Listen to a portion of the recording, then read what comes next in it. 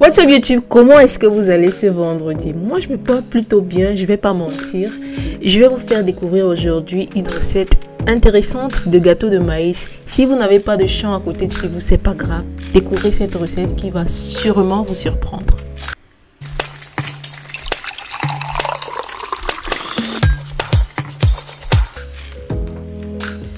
Aujourd'hui, qu'est-ce qu'on réalise? Comme je l'ai dit en introduction, du gâteau de maïs. Et pour ça, j'ai préparé quelques ingrédients, à savoir du maïs en canette. J'ai prévu pour cela 3 boîtes. J'ai également prévu de la farine de maïs que je vais plus tard utiliser de la manière que vous allez découvrir. Ne soyez pas pressés. Ensuite, j'ai prévu de l'ail, de l'oignon, de la tomate et un petit piment doux pour la préparation de mon légume en accompagnement. Ce légume, c'est d'une suite ndolé, donc c'est assez légèrement amer, mais vous le cuisinez sous forme de légumes. Je laisse sécher pour le conserver comme ça. Je peux l'utiliser à n'importe quel moment sans que ça ne se gâte. J'ai pris la peine de laisser mes légumes tremper la veille pour que ça se ramollisse.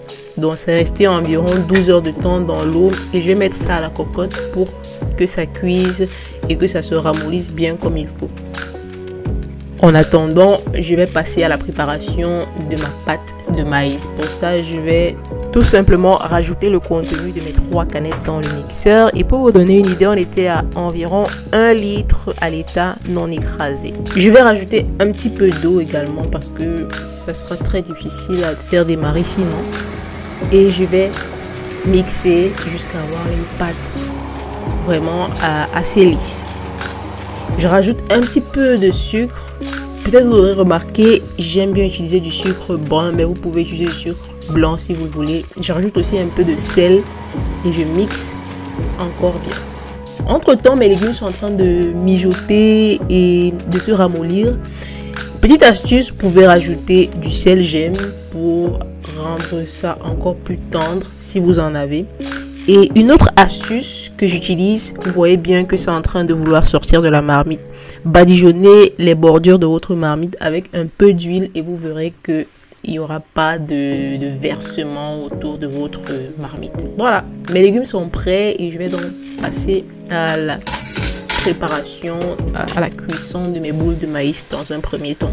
Pour ça, dans ma casserole, je vais rajouter un peu d'eau.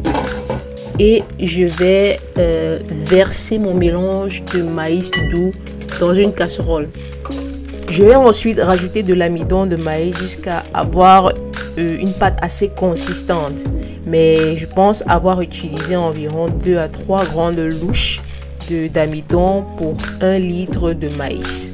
N'hésitez pas à goûter pour vous rassurer que le goût sucré-salé est à votre convenance et ajuster si c'est nécessaire. Pour l'emballage, j'ai prévu du papier à four que j'ai plié en 4 comme vous pouvez le voir. Ça va permettre de donner une belle forme carrée lorsque je vais introduire le maïs à l'intérieur.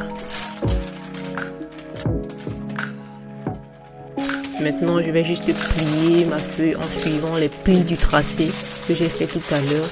Et là, on a une belle forme assez rectangulaire. Je vais emballer tout ça dans du papier film pour éviter que la pâte ne s'extirpe du papier au four. Et là, je vais simplement déposer dans mon eau qui est déjà en ébullition.